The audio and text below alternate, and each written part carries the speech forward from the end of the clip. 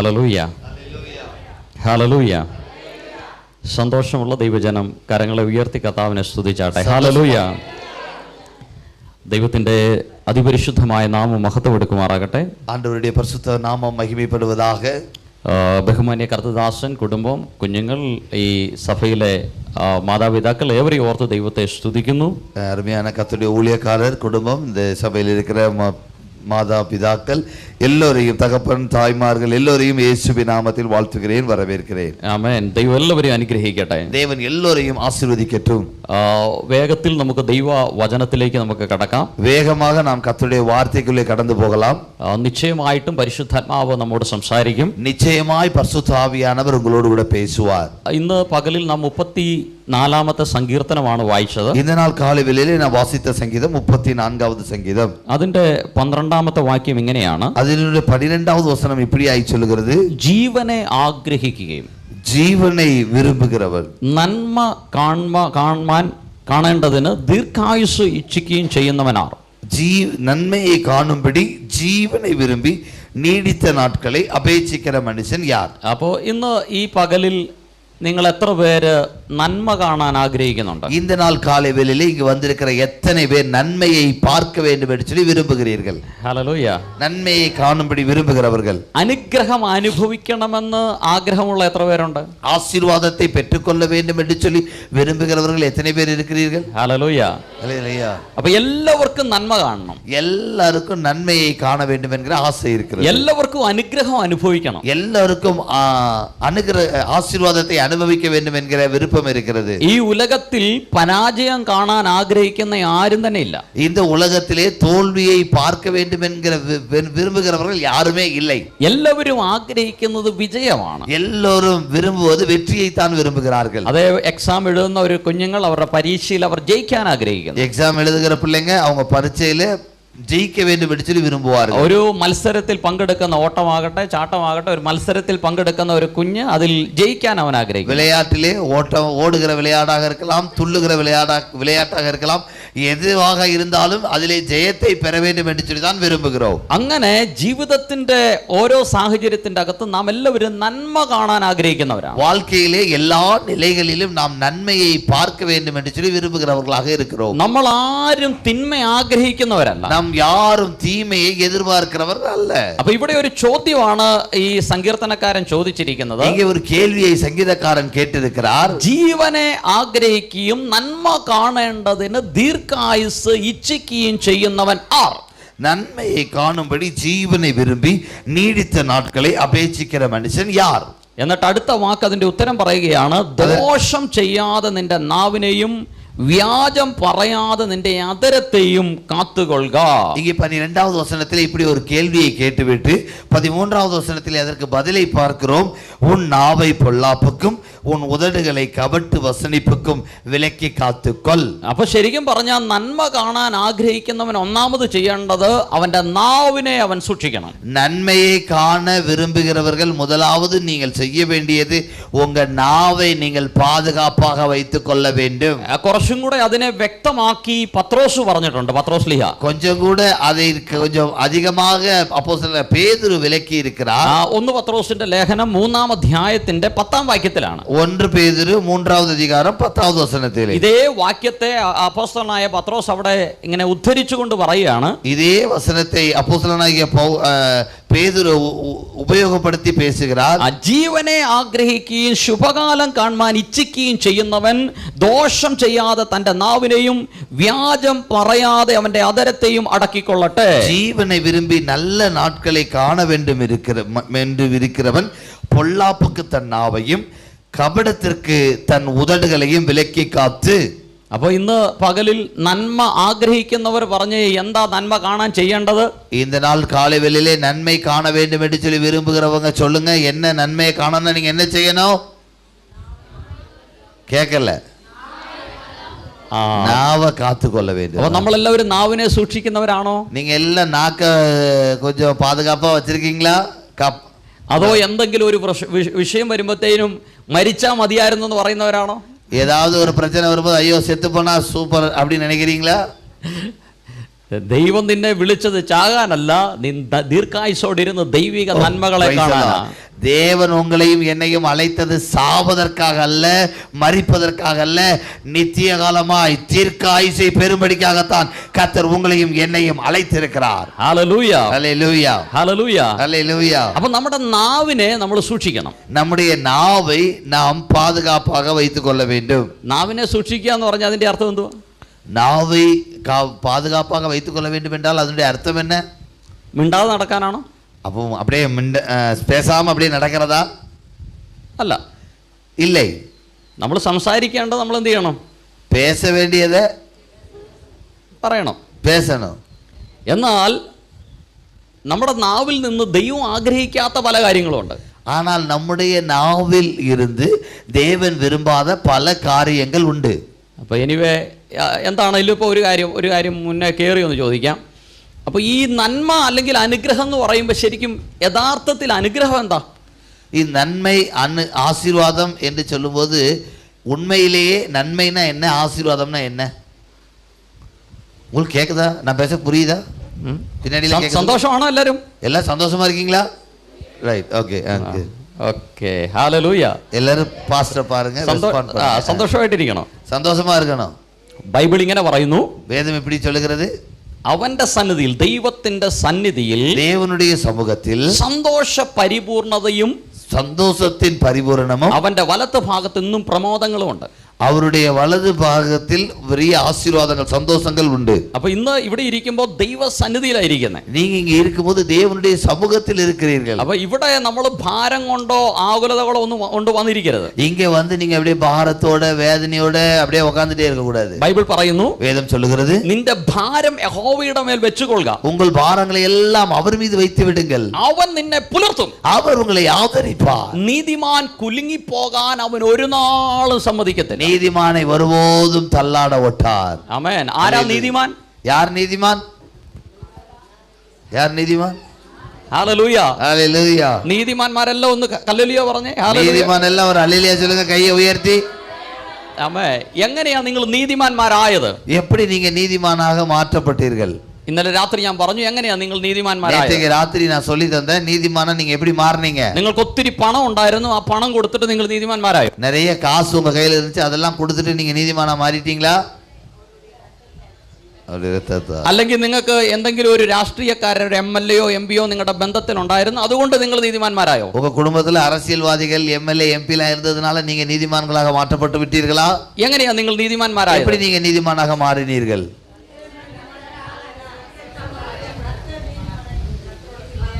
ആ ബൈബിൾ പറയുന്നു, வேதம் சொல்லுகிறது, യേശുക്രിസ്തുവിന്റെ രക്തത്താൽ, இயேசு கிறிஸ்துவின் இரத்தத்தால், യേശു ക്രിസ്തുവിന്റെ കൃപയാൽ, இயேசு கிறிஸ்துவின் கிருபையால் നാം നീതീകരിക്കപ്പെട്ടു.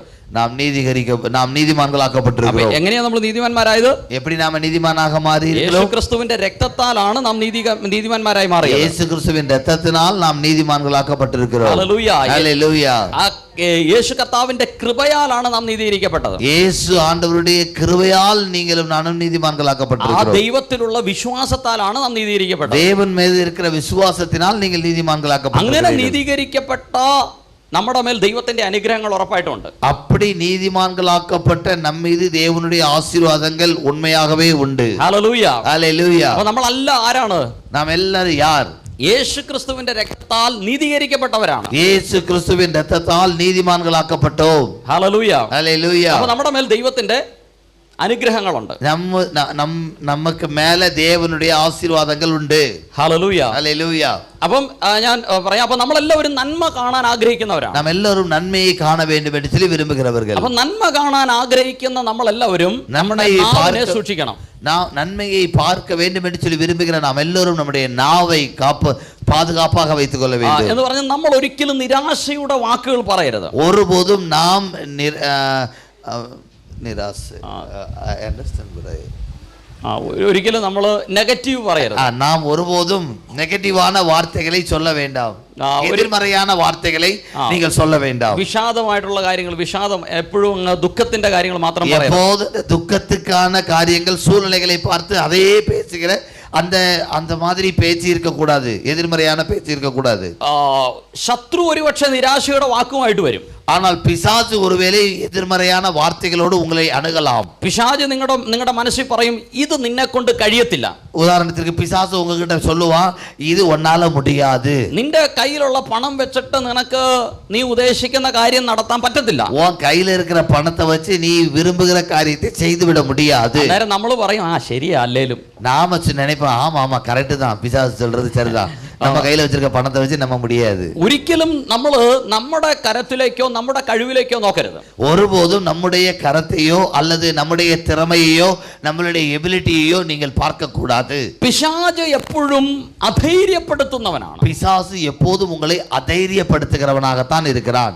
ഈ ബൈബിളിന്റെ അകത്ത് വേദ പുസ്തകത്തിലെ നെഹമ്യാവ് എന്ന് പറയുന്ന ഒരു വ്യക്തിയുണ്ട്. നെഹമ്യാ എന്ന് சொல்லுகிற ഒരു മനുഷ്യൻ ഈ இருந்தார். നെഹമ്യാവ് മതില് പണിയാൻ വേണ്ടി വരികയാണ്. இந்த நெகேமியா ஆண்டவருக்கு என்று சொல்லி மதில் சுவர் கட்டுவதற்காக வருகிறார். ഇത് ഈ മതില് കെട്ടാൻ നെഹമ്യാവ് തുടങ്ങുമ്പോൾ ஆண்டவருடைய பட்டணத்தை சுற்றிலும் இவர் மதில் கட்டுவதற்காக அவர் தொடங்கும் போது അവിടെ പാർത്തിരുന്ന ചിലർ വന്നിട്ട് നെഹമ്യാവിനോട് പറയുകയാണ് ഇത് നിന്നെ കൊണ്ട് കഴിയത്തില്ല. அதை பார்த்து கொண்டிருந்த ஒரு சிலர் நெகேமியாவை பார்த்து சொல்லுகிறார்கள், இது உன்னால் முடியாது. അപ്പൊ നിങ്ങളുടെ ജീവിതത്തിന്റെ അകത്ത് നിങ്ങളെ കൊണ്ട് കഴിയത്തില്ലെന്ന് തോന്നുന്ന മേഖലകളുണ്ടോ?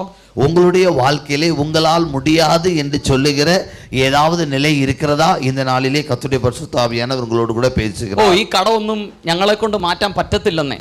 இந்த கடன் லோன் ബാധ്യത இந்த கடனை எங்களால ஒன்னும் முடிக்க முடியாது அப்படின்னு நினைக்கிறீங்களா? ഈ പരീക്ഷയൊന്നും എന്നെ കൊണ്ട് ജയിക്കാൻ പറ്റത്തില്ലെന്നേ. இந்த பரீட்சையில இப்படி நான் ஒன்னும் ஜெயிச்சிட முடியாது, இந்த பரீட்சையில என்னால ஜெயிக்க முடியாதுன்னு நினைக்கிறீங்களா? എന്റെ ഈ കുടുംബത്തിന്റെ അവസ്ഥയൊന്നും മാറത്തില്ലെന്നേ. என் குடும்பத்தோட சூழ்நிலை ஒரு நாளும் மாறாது, இது இப்படிதான் இருக்கும்னு நினைக்கிறீங்களா? അങ്ങനെയുള്ള ചിന്തകള് പിശാച് കൊണ്ടിടും. அப்படிப்பட்ட சிந்தைகளை உங்களிடத்திலே பிசாசு தான் கொண்டு வருகிறான். അധൈര്യപ്പെടുത്തുക എന്നുള്ളത് പിശാചിന്റെ സ്വഭാവമാണ്. அவன் தைரியத்தை குறைவாக்குகிறான். അധൈര്യപ്പെടുത്തുவது பிசாசினுடைய ஒரு சுபாவமாக இருக்கிறது. പരിശുദ്ധാത്മാവിന്റെ സ്വഭാവം നിങ്ങളെ ധൈര്യപ്പെടുത്തുക എന്നുള്ളത്. ஆனால் பரிசுத்த ஆவியானவருடைய சுபாவம் உங்களை தைரியப்படுத்துகிறதாக இருக்கிறது. പരിശുദ്ധാത്മാവ് നിങ്ങളിൽ വ്യാപരിക്കുമ്പോൾ നിങ്ങൾക്ക് അസാധാരണമായ ധൈര്യം ഉണ്ടാകും. பரிசுத்த ஆவியானவர் உங்களிடத்தில் வெளிப்படும் போது, உங்களோடு கூட வசிக்கும் போது உங்களுக்கு அசாதாரணமான தைரியம் உண்டாகும். ഭയം എന്ന് പറയുന്നത് പിശാച് കൊണ്ടിടുന്നതാണ്. பயம் என்பது பிசாசு தருகிற ஒன்று. നാളെയെ കുറിച്ചുള്ള ഭയം, நாளையை குறித்ததான பயம், മരണത്തെ കുറിച്ചുള്ള ഭയം, மரணத்தை குறித்த பயம், രോഗമാണോ എന്നുള്ള ഭയം, வியாதியோ என்று சொல்லுகிற பயம், അല്ലെങ്കിൽ രോഗം പിടിക്കുമോ എന്നുള്ള ഭയം, வியாதி வந்து விடுமோ என்கிற பயம். അതിങ്ങനെ ഭയം കൊണ്ടിടുന്നത് പിശാചാണ്. இப்படி பயத்தை நம்முடைய உள்ளத்தில் கொண்டு வருவது பிசாசு தான். പരിശുദ്ധാത്മാവ് വരുമ്പോൾ ഭയമല്ല വരുന്നത്, ധൈര്യം വരുന്നത്. பரிசுத்த ஆவியானவர் வரும்போது பயம் அல்ல வருவது, தைரியத்தை கர்த்தர் தருகிறார். ബൈബിൾ പറയുന്നു, வேதம் சொல்லுகிறது, നിങ്ങൾ പിന്നെയും ഭയപ്പെടേണ്ടതിന് ദാസ്യത്തിന്റെ ആത്മാവിനെ അല്ല, நீங்கள் பயப்படாததற்கு ஆண்டவர் உங்களுக்கு ഭയമുള്ള ആവിയെ തരാமல் മറിച്ച് പുത്രത്വത്തിന്റെ ആത്മാവിനെയാണ് നിങ്ങൾക്ക് നൽകിയിരിക്കുന്നത്. உங்களுக்கு பயமுள்ள ஆவியை தராமல் பலமும் அன்பும் தெளிந்த புத்தியுள்ள ஆவியை தந்திருக்கிறார். അപ്പൊ പരിശുദ്ധാത്മാവ് വരുമ്പോൾ കിട്ടുന്നത് ധൈര്യമാണ് കിട്ടുന്നത്. பரிசுத்த ஆவியானவர் வரும்போது உங்களுக்கு கிடைப்பது தைரியம். ഇതിന്റെ അകത്ത് ഭയമുള്ള ആരെങ്കിലും ഉണ്ടോ?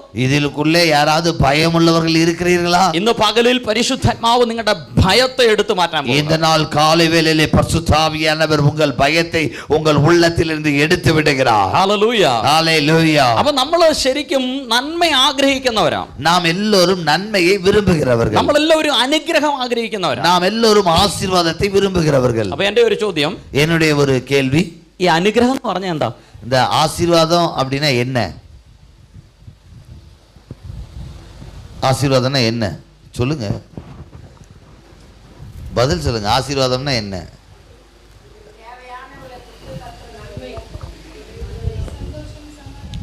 സന്തോഷം, സമാധാനം. Very good. ഒരു മാർക്ക് കൊടുക്കാം അല്ലേ? Very good.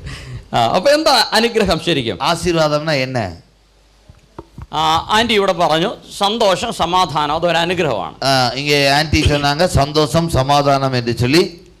ഇനി ആരെങ്കിലും வேற എന്താ അനുഗ്രഹം നിങ്ങൾക്ക് അറിയാവുന്ന വെച്ചിട്ട് എന്താ അനുഗ്രഹം? உங்களுக்கு தெரிஞ்சது நீங்க சொல்லுங்க. நன்மையால നന്മയാൽ നിറക്കി. ആ നന്മ എന്താന്ന് ഞാൻ ചോദിക്കുന്നത്. நன்மையால் நிறைக்கிறதா? நன்மைனா என்னன்னு நினைக்கிறீங்க? അവസരങ്ങളെല്ലാം ആവശ്യങ്ങളെല്ലാം നിവർത്തിക്കുന്നത്. ഓക്കെ ஓகே, வேற யார சொல்றீங்க? குறைவுகள். Okay. Shortage been cure. Yes, நன்மை என்ன சொல்லுங்க பிள்ளைங்க, சொல்லுங்க. അനുഗ്രഹം എന്ന് പറഞ്ഞാൽ ആശീർവാദംனா നന്മ. നിറയെ ചോക്ലേറ്റ് കിട്ടുന്നത്. என்ன? எஸ் சொல்லுங்கம்மா. കേട്ടില്ല, കേക്കല. கொஞ்சம் சத்தமா சொல்லுங்க. പറഞ്ഞോ. നമ്മൾ പ്രാർത്ഥിക്കുന്നത് കിട്ടുന്നത്. ഓക്കെ. സുഖമായി വാഴുന്നത്. Okay, very good, very good. ഇതെല്ലാം അനുഗ്രഹങ്ങളാണ്. ഇതെല്ലാം ആശീർവാദങ്ങളാக இருக்கிறது. എന്നാൽ യഥാർത്ഥമായ ചില അനുഗ്രഹങ്ങൾ എന്താണെന്ന് പറഞ്ഞ് നമുക്ക് വേഗത്തിൽ പ്രാർത്ഥിക്കാം. ഉണ്മயான ஆசீர்வாதங்கள் நன்மைகள் என்ன என்று சொல்லி பார்த்து நாம் ஜெபிக்கலாம். സങ്കീർത്തനങ്ങൾ 29 വരുമ്പോൾ, സംഗീതം 29ാം സംഗീതത്തിലേക്ക് വരുമ്പോൾ അതിന്റെ 11ാമത്തെ വാക്യം ഇങ്ങനെയാണ്. അതിലെ 11ാவது വചനം இப்படியாய் சொல்கிறது. യഹോവ തന്റെ ജനത്തിന് ശക്തി നൽകും. വാസിங்க.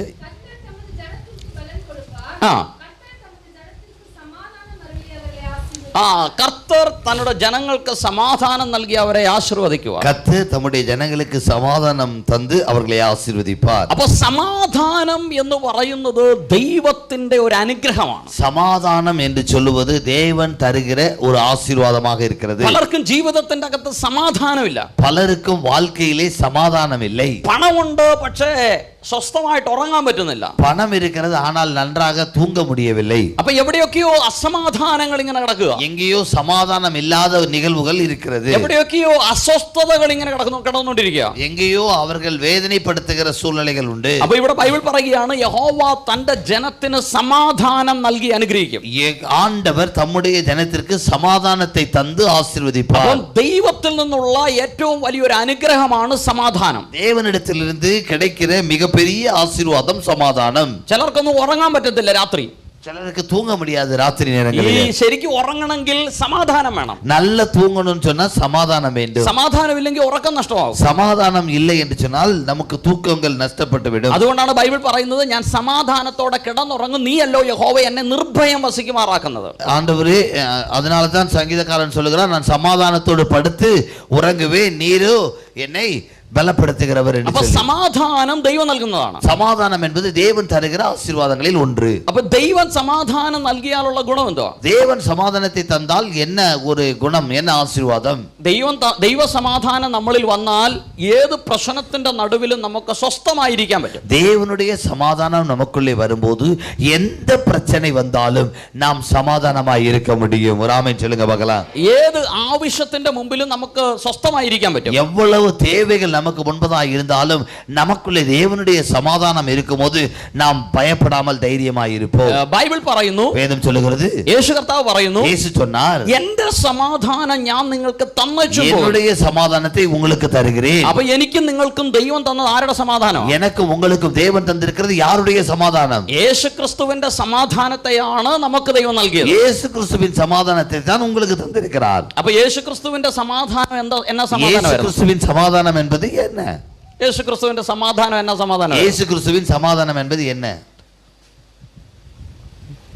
இயேசு கிறிஸ்துவின் சமாதானம்னா என்ன? നിങ്ങൾക്ക് സന്തോഷമാണോ? உங்களுக்கு சந்தோஷமா? നിങ്ങളുടെ ഇരിപ്പൊക്കെ കണ്ടിട്ട് എനിക്ക് ഇപ്പൊ തന്നെ കേരളത്തിലേക്ക് പോകാൻ തോന്നുന്നു. உங்களெல்லாம் பார்த்தா உடனே வண்டி எடுத்துட்டு கேரளா போயிடலாம்னு நினைக்கிறேன். സന്തോഷമാണോ? சந்தோஷமா இருக்கீங்களா? ആണോ? ഹല്ലേലൂയ. ആമേൻ. പറഞ്ഞോ. ആമേൻ. ജീവനെ കൊടുത്തു. കർത്താവിന്റെ സമാധാനം എങ്ങനെയായിരുന്നു? കർത്താവ് അനുഭവിച്ച സമാധാനം എങ്ങനെയുള്ളായിരുന്നു? ஆண்டவராகிய இயேசு தான் அனுபவித்த சமாதானம் எப்படிப்பட்டதாக இருந்தது? புரிகிறதா? യേശു പറയുകയാണ്, എന്റെ സമാധാനമാണ് ഞാൻ നിങ്ങൾക്ക് തരുന്നത്. യേശു சொன்னார், என்னுடைய சமாதானத்தை உங்களுக்கு தருகிறேன் என்று சொல்லி. അപ്പോൾ യേശുവിന്റെ സമാധാനം എന്ന സമാധാനമായിരുന്നു. യേശു അനുഭവിத்த യേശുവിடத்தில் இருந்த சமாதானம் எப்படிப்பட்டதாக இருந்தது? உலகம் தரக்கூடாது, உலகம் தராத சமாதானമാണ്. அதுதான், உலகம் தரக்கூடாத சமாதானம் தான் இயேசு தந்திருக்கிறார். அந்த இயேசு அந்த சமாதானத்தை எப்படி அனுபவித்ததை நீங்கள் பார்த்தீர்கள். ബൈബിൾ ഇങ്ങനെ പറയുന്നത്, യേശു കർത്താവ് ഒരിക്കൽ ശിഷ്യന്മാരുടെ കൂടെ പടകിൽ കടലിലൂടെ യാത്ര ചെയ്യുക. இயேசு ஒரு நாள் சீசர்களோடு கூட கடலிலே சீசர்களோடு பிரயாணப்படுகிறார். അപ്പൊ പടകിലേക്ക് തിര ഇങ്ങനെ തള്ളിക്കേറി, அலை அப்படியே அடித்து தண்ணி எல்லாம் படகுக்குள்ள வந்துருச்சு. ബൈബിൾ പറയുന്നു യേശു കർത്താവ് അമരത്ത് തലയണ വെച്ച് ഉറങ്ങുകയായിരുന്നു. அடித்தட்டில் இயேசு தலையணை வைத்து நன்றாய் தூங்கி கொண்டிருந்தார் என்று சொல்லி வேதம் சொல்லுகிறது. നിങ്ങൾ നോക്കിയാൽ, നിങ്ങളിപ്പോ ഒരു കടലിൽ ഒരു വള്ളത്തിൽ പോവുകയാണ്. நீங்க ஒரு போட்ல கடல்ல போயிட்டு இருக்கீங்க. ഭയങ്കര കാറ്റടിച്ചു, തിരയെല്ലാം നിങ്ങളുടെ പടകിലേക്ക് കയറുക. பயங்கர காற்றடித்து அலையெல்லாம் அடித்து புயல் அடித்து நிறைய தண்ணி போட்டுக்குள்ளார வருது. അതിന്റെ அகത്ത് നന്ദി യേശുവേ എന്ന് പറഞ്ഞ് നിങ്ങൾക്ക് കിടന്ന് ഉറങ്ങാൻ പറ്റുമോ? நன்றி இயேசுவே அப்படின்னு சொல்லி தலவாணி வச்சு தூங்கிட்டு இருப்பீங்களா? இவ்வளவுதான் கேக்குறாங்க. ഉറങ്ങാൻ പറ്റുമോ? ഉറങ്ങാൻ പറ്റുമോ ഇല്ലേ? உங்களால அப்படி போட் டான்ஸ் ஆடும் போது தூங்க முடியுமான்னு கேக்குறாரு. ரைட், கர்த்தருக்கு ஸ்தோத்திரம். പറ്റത്തില്ല. പക്ഷെ യേശു ഇവിടെ ആ പടകിൽ ഉറങ്ങി. இயேசு அந்த படகுல நல்லா தூங்குனாரு. ശരിക്കും ഉറക്കം വരണമെങ്കിൽ, நல்ல தூக்கம் வரணும்னா എങ്ങനെയുള്ള അവസ്ഥയിലാണ് നല്ല ഉറക്കം വരുന്നത്? எப்படி இருக்கிற நேரத்துல நல்ல நமக்கு தூக்கம் வரும்? സമാധാനം ഉണ്ടെങ്കിൽ നല്ല ഉറക്കം വരത്തുള്ളൂ. நல்ல சமாதானம் இருந்தா நல்ல தூக்கம் வரும். ഭയം ഉണ്ടെങ്കിൽ ഉറങ്ങാൻ പറ്റത്തില്ല. பயம் இருந்தா தூங்க முடியாது. നിങ്ങൾ പേടിച്ചിരിക്കുക. നിങ്ങളെ എവിടെയെങ്കിലും കൊണ്ട് ഒരു കാട്ടി കൊണ്ടുപോയിട്ടു, ആ മൃഗങ്ങളൊക്കെ ഉള്ള ആന ഇറങ്ങുന്ന, പുലി ഇറങ്ങുന്ന ഒരു കാട്, നിങ്ങൾ മാത്രമേ ഉള്ളൂ അവിടെ, നിങ്ങൾക്ക് സ്വസ്ഥമായിട്ട് ഉറങ്ങാൻ പറ്റുമോ? ஒரு காட்டுக்குள்ளார புலி, சிங்கம், கரடி எல்லாம் பெரிய வனவிலங்குகள்லாம் இருக்கிற காட்டுல உங்களை மட்டும் கொண்டு விட்டுட்டாங்க, நீங்க நல்லா தூங்கிடுவீங்களா? ഉറങ്ങത്തില്ല. പേടി ഉണ്ടെങ്കിൽ ഉറങ്ങാൻ പറ്റത്തില്ല. உங்களால தூங்க முடியாது. பயம் இருந்தா தூங்க முடியாது. പക്ഷെ യേശു ആ പടകിൽ കയറിയപ്പോഴും പടക് മുങ്ങാൻ തുടങ്ങുമ്പോൾ യേശു ഉറങ്ങി. இயேசு படகில் ஏறி கடுமையான புயல் அடித்து கொண்டிருக்கும் போதும் இயேசு அடித்தட்டில் படுத்துறங்கினார். അപ്പോൾ യേശു പറയുകയാണ്, എന്റെ സമാധാനം ഞാൻ നിങ്ങൾക്ക് തരുന്നു. இப்ப இயேசு சொல்லுகிறார், என்னுடைய சமாதானத்தை உனக்கு தருகிறேன் എന്ന് പറഞ്ഞാൽ അതിന്റെ അർത്ഥം ഇത്രയേ ഉള്ളൂ: നിങ്ങളുടെ ജീവിതത്തിന്റെ നേരെ എത്രമാത്രം പ്രതിസന്ധികൾ വന്നാലും, എത്രമാത്രം പ്രതികൂലങ്ങൾ വന്നാലും, അതിന്റെ നടുവിൽ നിങ്ങൾ ഭാരപ്പെടാതെ വണ്ണം സമാധാനത്തോടെ നിൽക്കാൻ കഴിയുന്ന ഒരു സമാധാനത്തെ യേശു തന്നിരിക്കുകയാണ്. உங்களுடைய வாழ்க்கையிலே எத்தனை பிரச்சனை, போராட்டங்கள், பிரதிகூலங்கள், புயல் போன்ற அனுபவங்கள் வந்தாலும் இயேசு வைத்திருந்த சமாதானத்தை உங்களுக்கு தந்ததினாலே நீங்கள் தைரியமாய், பயமில்லாமல், சந்தோஷமாய் இருக்க முடியும். ஆமென் சொல்லுங்க பார்க்கலாம். ഹല്ലേലൂയ. ക്രിസ്തുവിന്റെ സമാധാനം ഉള്ളിലുള്ളവന് പ്രശ്നത്തിന്റെ നടുവിലും അവൻ ഭാരപ്പെട്ടു പോകത്തില്ല. கிறிஸ்துவின் சமாதானம் உங்களுக்குள் இருக்கும் என்று சொன்னால் பிரச்சனைகளுக்கு நடுவிலும் நாம் பாரப்பட வேண்டிய அவசியம் இல்லை. യേശുവിന്റെ സമാധാനം ഉള്ളവൻ ഇല്ലായ്മയുടെ നടുവിലും ഭാരപ്പെട്ടു പോകത്തില്ല. இயேசுவின் சமாதானம் இருக்கிறவர்கள் இல்லாத சூழ்நிலையிலும் பயப்பட வேண்டிய அவசியம் இல்லை. ദൈവം നൽകിയ ഏറ്റവും വലിയ അനുഗ്രഹം എന്ന് പറയുന്നത് സമാധാനമാണ്. தேவன் தந்திருக்கிற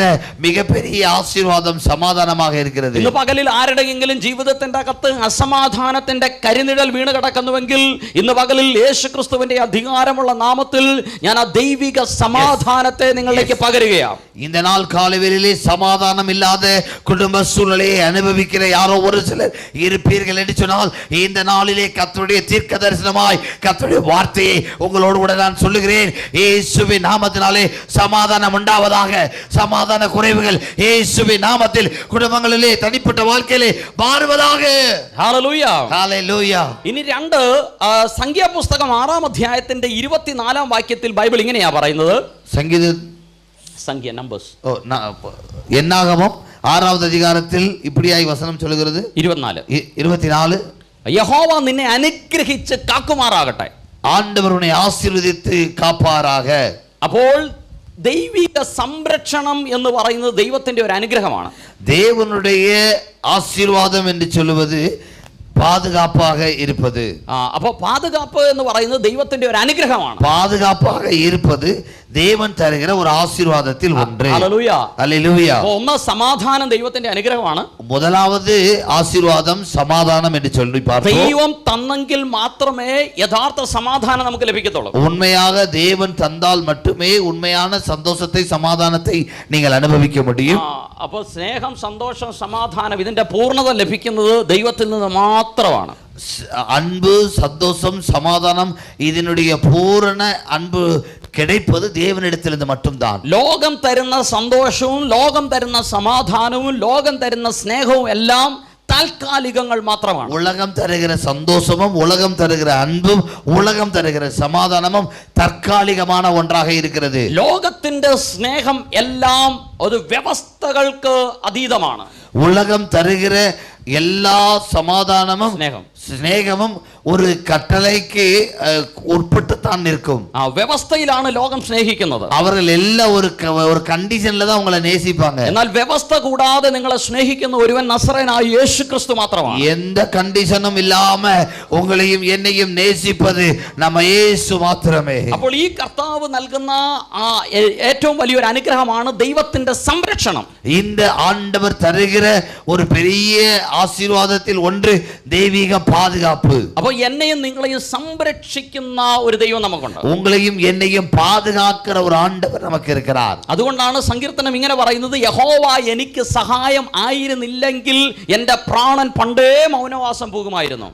ஆண்டவர் எனக்கு பாதுகாப்பாக இல்லாமல் இருந்திருப்பார் என்று சொன்னால் நான் என்றோ மரித்திருப்பேன் என்று சொல்கிறார். അപ്പോൾ ദൈവം നമ്മളെ സൂക്ഷിക്കുന്നുണ്ട്.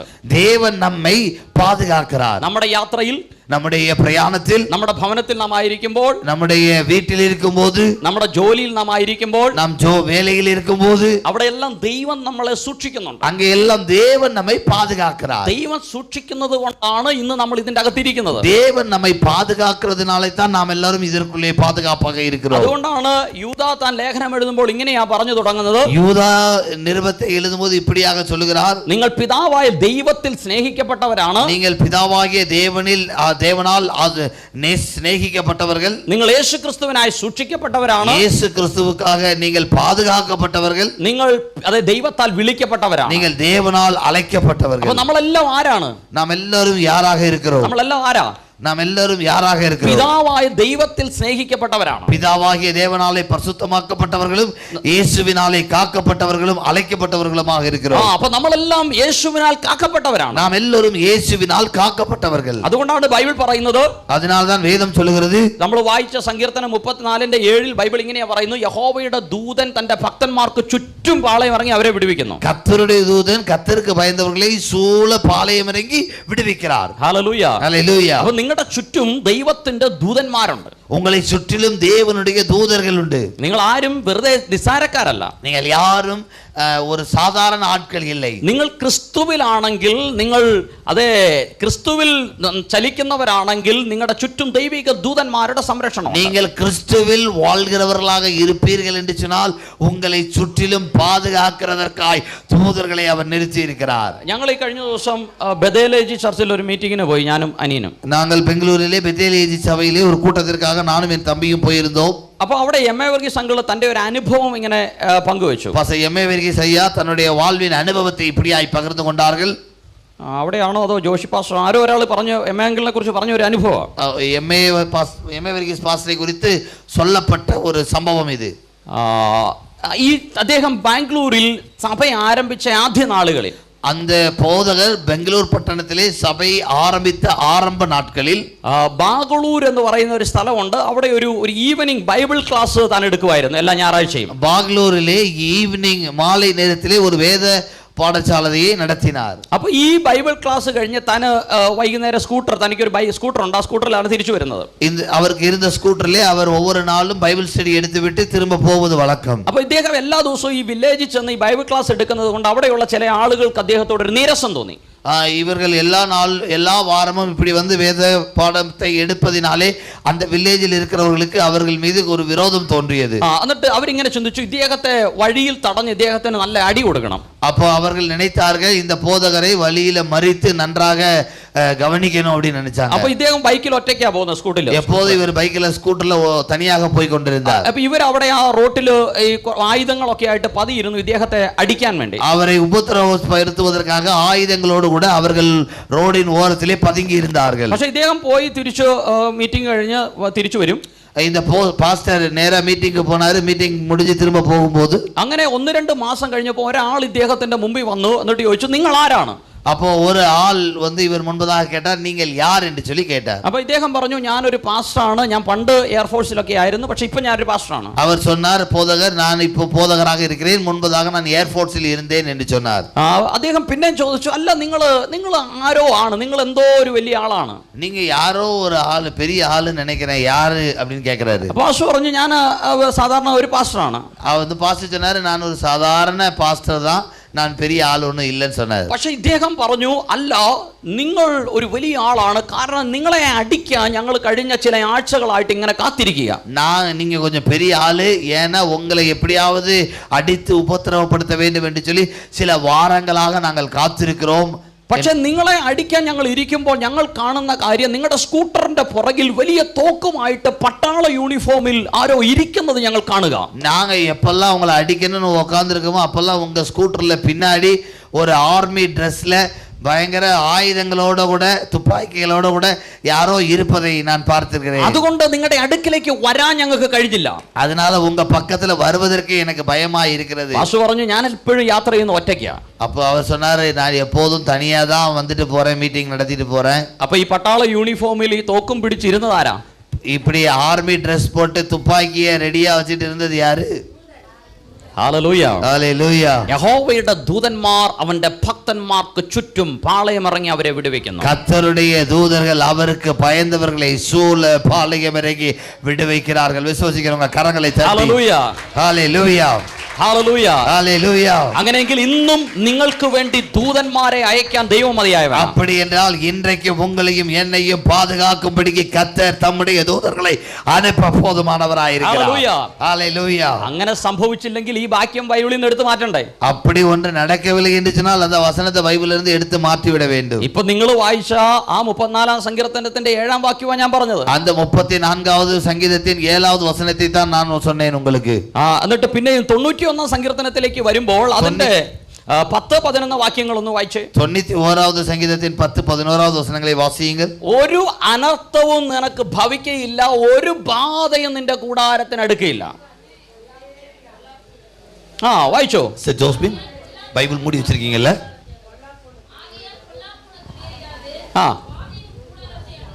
അടുത്ത വാക്ക്, ഉൻ വഴികളിലെല്ലാം ഉന്നെ കാക്കുംപടി ഉനക്കാകെ തന്നുടെ.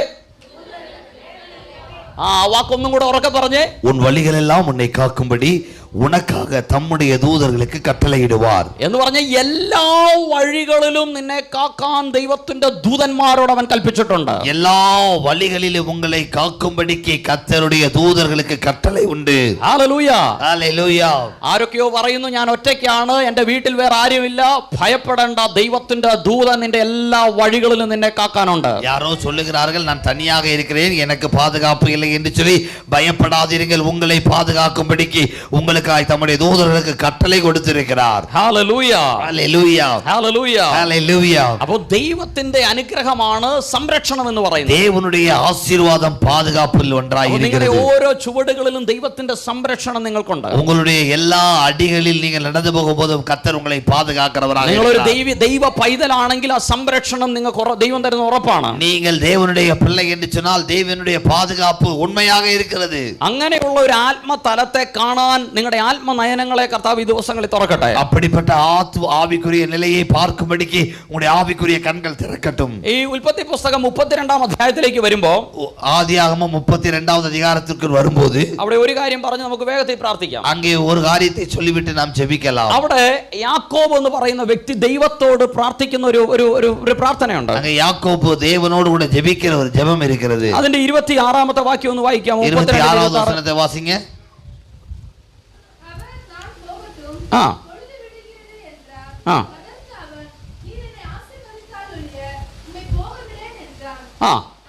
മതി, നീ എന്നെ അനുഗ്രഹിച്ചല്ലാതെ ഞാൻ നിന്നെ വിടത്തില്ല.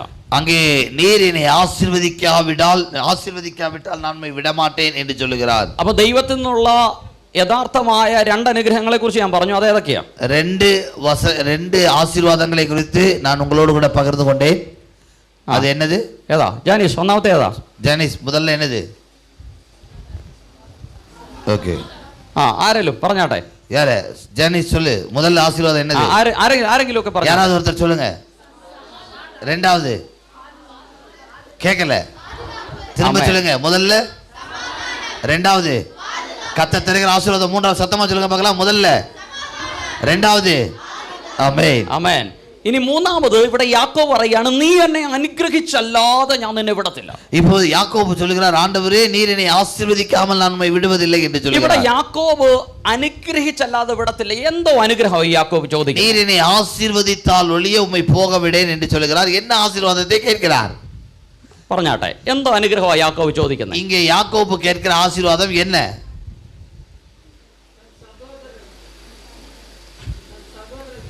ആരാ പറഞ്ഞ കേട്ടില്ല? ആരാന്ന് കണ്ടില്ല. ആന്റി പറയുന്നു. പറഞ്ഞാട്ടെ, ആ പറഞ്ഞോ, ധൈര്യമായിട്ട് പറഞ്ഞു. சொல்லுங்க, நீங்க சொல்றது சரிதான்.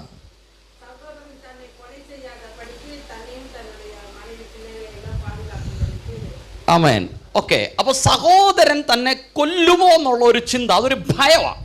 சகோதரன் தன்னை கொன்று விடுவானோ என்று சொல்லுகிற ஒரு பயம் இருக்கிறது. അപ്പൊ ഇവൻ ചോദിക്കുന്ന അനുഗ്രഹം ഒരു വിടുതലാണ്.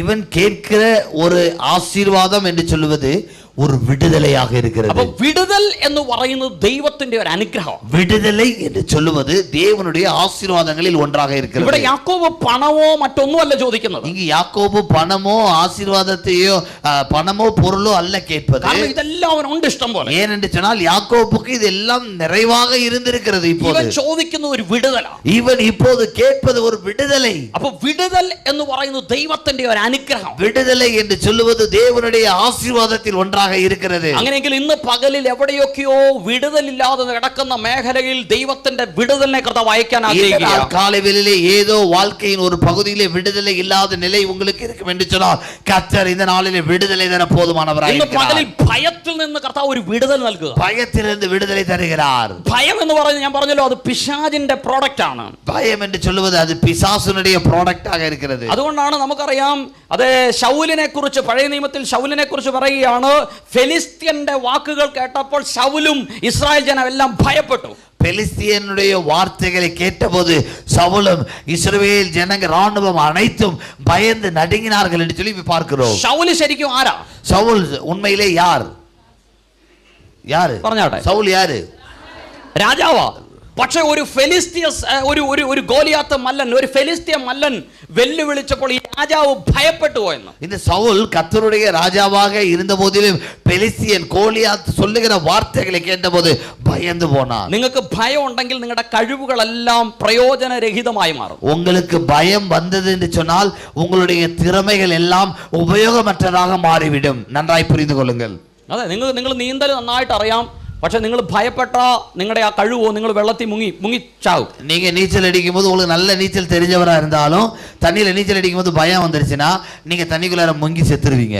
ഭയം വന്നു കഴിഞ്ഞാൽ വണ്ടി ഓടിക്കാൻ അറിയാം, പക്ഷെ ഭയം വന്നു കഴിയുമ്പോൾ ബ്രേക്കിന് പകരം ആക്സിലേറ്റർ ചവിട്ടി വണ്ടി ആ പെരയുടെ മുകളിൽ കയറി. ஆமா, நல்ல வண்டி ஓட்ட தெரியும், ஆனா டக்குன்னு பயம் வந்த உடனே பிரேக் பிடிக்கிறதுக்கு பதிலா ஆக்சிலேட்டர் கொடுத்துருவாங்க. ஆக்சிலேட்டர் கொடுத்த உடனே வண்டி என்ன செஞ்சிடும்? பறந்துடும். അപ്പൊ ഭയം കഴിവിനെ ചോർത്തിക്കളയും.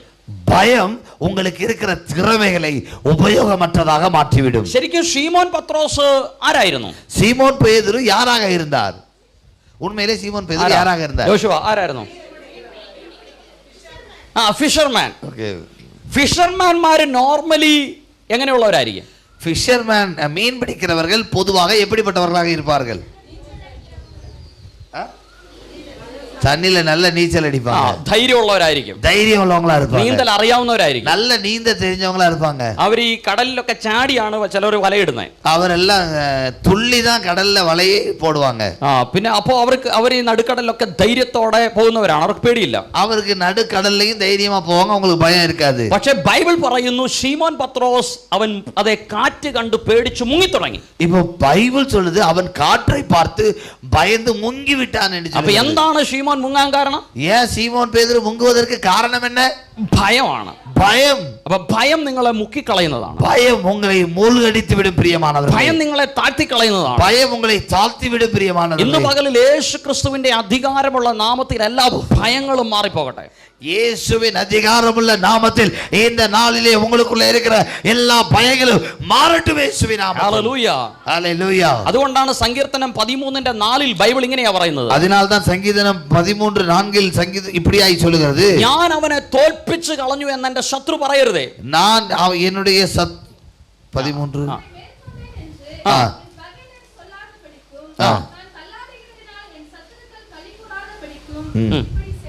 എന്ന് പറഞ്ഞാൽ ഞാൻ ഭ്രമിച്ചു പോയാൽ, ഞാൻ ഭയപ്പെടുമ്പോൾ എന്റെ ശത്രു ഉല്ലസിക്കുകയാണ്. அவன் மேற்கொண்டு என் பகைஞன் என்று சொல்லாதபடிக்கும் நான் தள்ளாடுகிறதுனாலே என் சத்துருக்கள் கலிகூறாதபடிக்கும் இப்படி செய்தருளும். എന്ന് പറഞ്ഞാൽ ദൈവ മക്കൾ എന്ന് പറയുന്ന, കർത്താവിന്റെ മകൾ എന്ന് പറയുന്ന, മകൻ എന്ന് പറയുന്ന ഞാനും നിങ്ങളും ഭയപ്പെടുമ്പോൾ പിശാച് ഉല്ലസിക്കുകയാണ്. நாம் ஆண்டவருடைய பிள்ளைகளாக இருந்து பயப்படும் போது அதை பார்க்கிற பிசாசு சந்தோஷம் கொள்கிறான். അതുകൊണ്ടാണ് ബൈബിൾ പറയുന്ന റോമാലേഖനം 8:15 നിങ്ങൾ പിന്നെയും ഭയപ്പെടേണ്ടതിന് ദാസ്യത്തിന്റെ ആത്മാവിനെ അല്ല, നാം അബ്ബാ പിതാവ് എന്ന് വിളിക്കുന്ന പുത്രത്തിന്റെ ആത്മാവിനെ അത്രേ പ്രാപിച്ചിരിക്കുന്നത്. അതിനാൽதான் ரோமருக்கு எழுதின 8வது அதிகாரம் 5வது வசனத்திலே 15வது வசனத்திலே நாம் பார்க்கிறோம், அந்தபடியே திரும்பவும் பயப்படுகிறதற்கு நீங்கள் அடிமைத்தனத்தின் ஆவியை பெறாமல் அப்பா பிதாவே என்று கூப்பிடுகிற புத்திர சுவிகாரத்தின் ஆவியை பெற்றிருக்கிறீர்கள். அப்ப നമ്മൾ ഇനി ഭയപ്പെടേണ്ട ആവശ്യമില്ല. நீங்கள் இனி பயப்பட வேண்டிய அவசியம் இல்லை. ഈ ഭയം എപ്പോഴാ വരുന്നതെന്ന് അറിയാവോ? எப்போது பயம் வரும் தெரியுமா? വിശ്വാസം ഇല്ലാത്തപ്പോഴാണ് ഭയം വരുന്നത്. விசுவாசம் இல்லாத போதுதான் பயம் வருகிறது. വിശ്വാസം ഉണ്ടെങ്കിൽ ഭയം കാണത്തില്ല. விசுவாசம் இருந்துச்சுன்னா பயம் வராது. വിശ്വാസം ഉണ്ടെങ്കിൽ ഭയം വരുമോ? വിശ്വാസം ഇരുന്നിച്ചാ ഭയം വരുമാ? രണ്ടും, ഈ വിശ്വാസവും ഭയവും രണ്ടുപേരും ഒരു വീട്ടിൽ ഒരുമിച്ച് താമസിക്കത്തില്ല. വിശ്വാസവും ഭയമോ ഒരേ വീട്ടിലെ ഒന്നാ ചേർന്ന് വാഴ മുടിയാത് എന്ന് പറഞ്ഞാൽ പകലും രാത്രിയും കൂടെ ഒരുമിച്ച് താമസിക്കത്തില്ല എന്ന് പറഞ്ഞാലോ. പകല് വന്നാൽ രാത്രി പോകും. എപ്പടിன்னு சொன்னா പകലും ഇരവും ഒന്നാக இருக்குமா? പകൽ വന്നാ இரவு போயிடும். എന്ന് പറയുന്നത് പോലെ ഭയം വന്നാൽ വിശ്വാസം പോകും. அப்படி சொல்லுவது அதே போலவே பயம் வந்தால் விசுவாசம் போய்விடும். വിശ്വാസം വന്നാൽ ഭയം പോകും. விசுவாசம் வந்துச்சுன்னா பயம் போயிடும். അപ്പം ഇത് രണ്ടും ശരിക്കും സംഭവിക്കാനുള്ള ഒരു കാര്യത്തെക്കുറിച്ചുള്ള ഒരു കാര്യമാണ്, സംഭവിക്കാനുള്ള ഭാവിയെക്കുറിച്ചുള്ള ഒരു കാര്യമാണ്. ഈ രണ്ടും, ഇവ இரண்டுமே எதிர்காலத்தை குறித்து சொல்லப்படுகிற ஒரு காரியம். ഭയം എന്ന് പറയുന്നത് നാളെ സംഭവിക്കാൻ പോകുന്ന അശുഭകരമായ കാര്യങ്ങളെ കുറിച്ചുള്ള ഒരു ആവലാതി, ഒരു ഉത്കണ്ഠയാ ഭയം. நாளையை குறித்துதான பயம், நாளையை குறித்து என்ன நடக்குமோ என்கிற அச்சம் தான் பயமாக மாறுகிறது. എന്ന് പറഞ്ഞാൽ മോശമായി നാളെ സംഭവിക്കാൻ പോകുന്ന ഒരു കാര്യത്തെക്കുറിച്ചുള്ള ഒരു ഭീതി, അതാ ഭയം. மோசமாய் நடக்க போகிற ஒரு காரியத்தை குறித்ததான ഭീതി தான் பயமாக மாறுகிறது. നാളെ നടക്കാൻ പോകുന്ന ഒരു നല്ല കാര്യം, അതാണ് വിശ്വാസം. நாளை நடக்கிற ஒரு நல்ல காரியம் விசுவாசம். நாளையை குறித்து பதட்டமான ஒரு காரியம் பயமாக இருக்கிறது. അപ്പോൾ ഇത് രണ്ടും ഓപ്പോസിറ്റ് ആണ്. இது ரெண்டும் எதிர்மறையான ஒன்றாக இருக்கிறது. നിങ്ങളുടെ ഉള്ളിൽ വ്യാപരിക്കുന്ന ഭയമാണോ വിശ്വാസമാണോ? உங்களுக்கு உள்ளே இருப்பது பயமா விசுவாசமா? വിശ്വാസമാണെങ്കിൽ ഭയം കാണത്തില്ല. விசுவாசம் இருந்துச்சுன்னா பயம் இருக்காது. നിങ്ങൾ വിശ്വസിച്ചാൽ വലിയ ദൈവപ്രവൃത്തികളെ നിങ്ങൾ കാണും. நீங்கள் விசுவாசித்தால் பெரிய தேவனுடைய கிரியைகளை காண முடியும். ഞാൻ കഴിഞ്ഞ പ്രാവശ്യം വന്നപ്പോൾ ഈ കഥ പറഞ്ഞെന്ന് എനിക്ക് തോന്നുന്നു. ഞാൻ എല്ലാ കാര്യവും ഓർക്കുന്നില്ല. போன நேரம் வந்தபோது நான் இந்த கதை சொன்னேன்னு எனக்கு தெரியல. പിന്നെ നിങ്ങൾ അത്രമാത്രം ഓർക്കാതിരിക്കുന്നതുകൊണ്ട് എനിക്ക് പിന്നെയും പറയാനൊരു ധൈര്യമാണ്. உங்களுக்கு ரொம்ப ஞாபக சக்தி இல்லாதனால நான் தைரியமா சொல்ல முடியும். ചിലർ ഓർക്കുന്നുണ്ടായിരിക്കും കേട്ടോ. ചിലർ നിലവ് ഞാൻ சொல்லும்போது உங்களுக்கு தெரியும் நினைக்கிறேன். ഒരു വീട്ടില് ഒരു ഒരു ഒരു സഹോദരി, ഒരു ഭാര്യയും ഭർത്താവും ഉണ്ട്. ഒരു കണവനും മനവിയുമാ ഇരുന്നാங்க. അപ്പൊ ഈ ഭാര്യയ്ക്ക് ഭയങ്കര ഭാര്യയ്ക്ക് ഭയങ്കര ഭയമാണ്. മനവിക്ക് ഭയങ്കര ഭയം. രാത്രിയിൽ ഇവരിങ്ങനെ റൂമിൽ കിടന്നുറങ്ങുമ്പോൾ രാത്രി ഒരു 11-12 മണിയൊക്കെ ആകുമ്പോഴത്തേനും ഭർത്താവിനെ തട്ടി വിളിക്കുന്നത്, അവിടെ ഒരു അനക്കം കേൾക്കുന്നു, കള്ളനാന്നാ തോന്നുന്നത്. உடனே 10-11 மணி ஆகும்போது டக்குன்னு ஹஸ்பண்டை தட்டி எழுப்பிட்டு சொல்லுவாங்க, ஏதோ சத்தம் கேட்குது, கள்ளன் வந்திருக்கான் அப்படின்னு. കാരണം അലമാരിക്കകത്ത് കുറച്ച് പണമൊക്കെ ഇരിക്കുന്നുണ്ട്, ഒരു പേടി. அவங்க வீட்டு பீரோல கொஞ்சம் பணம்லாம் இருக்கிறதுனால ஒரு பயம். അപ്പൊ ഇത് എപ്പോഴും രാത്രിയിൽ എന്ത് ചെയ്യുന്നറിയാവോ? ഈ ഹസ്ബൻഡിനെ വിളിച്ചെഴുന്നേപ്പിക്കും. எப்போது தூங்குற ஹஸ்பண்டை அடிச்சு எழுப்புவாங்க. പാവം ഹസ്ബൻഡുമാരെല്ലാം പാവങ്ങളാണല്ലോ. അതുകൊണ്ട് എന്താ പറയാവോ, ഒരു കുടുംബകലം ഉണ്ടാകണ്ടല്ലോ എന്ന് ഓർത്തുകൊണ്ട് ചാടി എഴുന്നേക്കും. ஹஸ்பண்ட்மார்லாம் ரொம்ப பாவங்கள் தானே. அதனால சரி குடும்பத்துல பிரச்சனை வர வேண்டாம்னு நினைச்சு തട്ടി എഴുപ്പും പോതെല്ലാം എത്തിച്ചിരുവാரு.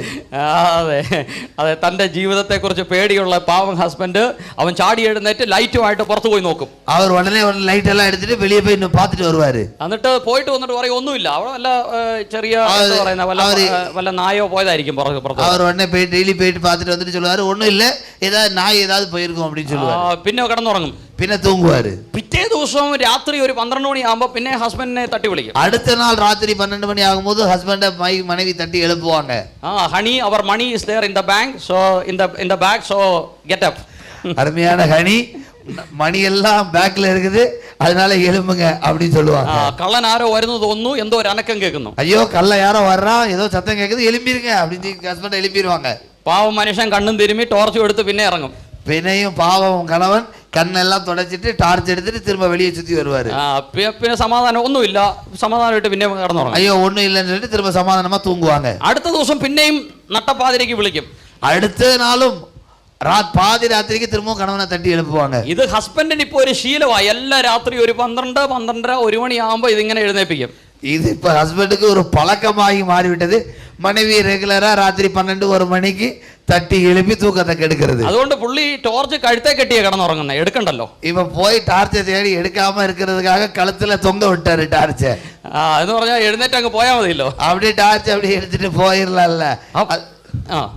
പിന്നെ ഇപ്പൊ ഇങ്ങനെ 3-4 മാസം കഴിഞ്ഞു, ഇങ്ങനെ ഒരു ദിവസം പിന്നെയും വിളിക്കുക രാത്രി. ഒരു 3-4 മാസം இப்படி ரெகுலரா நடந்துகிட்டு இருக்குது. அதுக்கப்புறமா திரும்ப ஒரு நாள் எழுப்புறாங்க இப்படி. അപ്പൊ ഈ ദിവസം പക്ഷേ പുള്ളി ചെന്ന് പുറത്തേക്ക് പോയപ്പോ ഉണ്ട് പുള്ളിയുടെ റൂമിന്റെ ഹാളിൽ ഇതാ കള്ളം വന്ന് ഇങ്ങനെ നിൽക്കുക. இன்னைக்கு போய் பார்க்கும்போது இந்த ரூமோட ஹால்ல ஒரு கள்ள உண்மையிலே வந்து நிக்கிறான். കള്ളൻ ഒരു കത്തി എടുത്തിട്ട് കഴുത്തെ വെച്ചിട്ട് പറഞ്ഞു, മിണ്ടരുത്, ശബ്ദിക്കരുത്, ശബ്ദിച്ചാൽ കൊന്നുകളയും. சத்தம் போடாத, பேசாத அப்படின்னு கழுத்துல ஒரு கத்தியை வச்சுட்டு ഹസ്ബൻഡ് சொல்லிட்டாரு. ഹസ്ബൻഡ് പറഞ്ഞു ഒന്നും ചെയ്യരുത്, പണമെല്ലാം അവിടെ ഉണ്ട്, അവിടെ സ്വർണ്ണമുണ്ട്, ഇതെല്ലാം നിങ്ങൾ പോയി എടുത്തോളാൻ പറഞ്ഞു. ஹஸ்பண்ட் சொன்னாரு என்ன ஒண்ணும் பண்ணிடாத, வீட்டுல பீரோல இந்த இடத்துல இன்னென்ன இருக்கு போய் எடுத்துக்க, என்ன ஒண்ணும் பண்ணாதன்னு சொல்லிட்டு. കള്ളം പെട്ടെന്ന് പോയി ഇതെല്ലാം വാരിക്കൂട്ടി എടുത്ത് ഓടാൻ തുടങ്ങുക. கணவன் இதெல்லாம் கள்ளன் இதெல்லாம் எடுத்துட்டு அதெல்லாம் ஒரு பேக் பண்ணிட்டு ஓடுறதுக்கு ரெடி ஆயிட்டாரு. അന്നേരം ഈ ഹസ്ബൻഡ് പറഞ്ഞു, എക്സ്ക്യൂസ് മീ, 1 മിനിറ്റ് നിൽക്കണേ. அந்த ஹஸ்பண்ட் சொன்னாரு ஒரு நிமிஷம் நில்லுங்க அப்படின்னாரு. அப்ப கள்ளன் ஒருத்தர் எடா എന്നോട് നിൽക്കാൻ പറയുന്നു. ஐயோ என்ன நிக்க சொல்றாரு, நல்ல மனுஷனா இருக்காருன்னு பாக்குறான் கள்ளன். சாதாரண கள்ளന്മാര് വന്നാ പോകാനാ പറയുന്നത്, ഇത് തന്നെ നിൽക്കാൻ പറയുന്നേ. பொதுவா கள்ளன் வந்தா சீக்கிரம் போகணும்னு சொல்லுவாங்க, ஆனா இவர் நிக்க சொல்றாருன்னு பாக்குறான். ഇതേ കള്ളന്റെ അടുത്ത് വന്നിട്ട് ഒരു റിക്വസ്റ്റ് ഉണ്ട്. ஒரு ரிக்வெஸ்ட் இருக்குது. എന്റെ ഭാര്യ ഉറങ്ങിക്കൊണ്ടിരിക്കുക, எங்க மனைவி தூங்கிட்டு இருக்காங்க, കഴിഞ്ഞ 5 മാസമായിട്ട് നിങ്ങളെ പ്രതീക്ഷിച്ചിരിക്കുക, ഒന്ന് കണ്ടേച്ചും കൂടെ പോണേ. 5 മാசமா டெய்லி ராத்திரி உங்களை தேடிக்கிட்டே இருந்தாங்க, தயவு செய்து அவங்கள பார்த்துட்டு போங்க, அவங்க தூங்கிக்கிட்டு இருக்காங்க, ஒரே ஒரு ரெக்வெஸ்ட் அப்படின்னு சொன்னாரு. എന്ന് പറഞ്ഞാൽ എന്താണോ നിങ്ങൾ ഭയപ്പെടുന്നത് അതിനെ നിങ്ങൾ കാണും. எதற்காக நீங்கள் பயப்படுகிறீர்களோ அதை நீங்கள் பார்க்க போகிறீர்கள். എന്താണോ നിങ്ങൾ വിശ്വസിക്കുന്നത് അതിനെ നിങ്ങൾ കാണും. அது போலவே எதை நீங்கள் விசுவாசிக்கிறீர்களோ அதை நீங்கள் காண்பீர்கள். അതുകൊണ്ട് ഈ ദിവസങ്ങളിൽ വിശ്വാസം വർദ്ധിക്കട്ടെ. അതിനാൽ இந்த நாட்களில் உங்கள் விசுவாசம் வளரட்டும் இயேசுவின் நாமத்தில். അതുകൊണ്ട് എല്ലാ ഭയങ്ങളും മാറിപ്പോകട്ടെ. അതിനാൽ എല്ലാ ഭയങ്ങളും മാറട്டும் യേശുവിൻ നാമത്തിൽ. അതുകൊണ്ട് അനുഗ്രഹം കാണാൻ ആഗ്രഹിക്കുന്നവർ വിശ്വാസത്തിന്റെ വാക്ക് പറഞ്ഞോണം. നന്മയെ കാണ വിരുമ്പുகிறவர்கள் വിശ്വാസ വാർത്തകളെ അറിക്കை பண்ணுங்கள். ഒറ്റ കാര്യം പറഞ്ഞു നമുക്ക് പ്രാർത്ഥിക്കാം. ഒരു കാര്യത്തെ சொல்லி நாம் ஜெபிக்கலாம். മതിൽ പണിയാൻ നെഹമ്യാവ് തുടങ്ങിയപ്പോൾ ഇവരെല്ലാം അധൈര്യപ്പെടുത്തി. മതിൽ കട്ട வேண்டும் என்று சொல்லி நெகேமியா தீர்மானம் எடுத்தபோது அவனை சுற்றி இருந்தவர்கள் அவனை അധൈര്യപ്പെടുത്തിனார்கள். അന്നേരം നെഹമ്യാവ് എന്താ പറഞ്ഞെന്നറിയാമോ? ஆனால் நெகேமியா என்ன சொன்னார் தெரியுமா? സ്വർഗ്ഗത്തിലെ ദൈവം ഞങ്ങൾക്ക് കാര്യം സാധിപ്പിക്കും, ആകയാൽ അവന്റെ ദാസന്മാരായി ഞങ്ങൾ എഴുന്നേറ്റ് പണിയും. பரலோகத்தின் தேவன் எங்கள் காரியங்களை வாய்க்க செய்வார், அதனாலே அவருடைய ஊழியர்களாகிய நாங்கள் எழுந்து கட்டுவோம். ஆமென். ஆமென். இதுதான் விசுவாசம். இதுதான் விசுவாச வார்த்தை. ഇന്ന് പകലിൽ പറ, എന്റെ ദൈവം എന്റെ കാര്യം സാധിക്കും. இந்த நாள் காலை வேளையிலே சொல்லுங்கள், எங்கள் தேவன் எங்கள் காரியங்களை செய்து தருவார். வாயை திறந்து சொல்லுங்க, எங்கள் தேவன் எங்கள் காரியங்களை செய்து முடிப்பார். നിങ്ങൾക്ക് സാധിക്കാത്തതിനെ സ്വർഗ്ഗത്തിലെ ദൈവം സാധിപ്പിക്കും. உங்களால் செய்ய முடியாததை, உங்களால் சாதிக்க முடியாததை பரலோக பரலோகத்தின் தேவன் உங்களுக்காய் சாதிக்க போதுமானவர். എന്റെ ദൈവം എനിക്ക് വേണ്ടി കാര്യം സാധിപ്പിക്കും. எங்கள் தேவன் எங்களுக்காய் காரியங்களை செய்வார். ഞങ്ങളുടെ ബാംഗ്ലൂര് ചർച്ചിൽ ഒരു കുഞ്ഞ് അവർക്ക് കണ്ടിന്യൂസ് ബ്ലീഡിംഗ് ആ.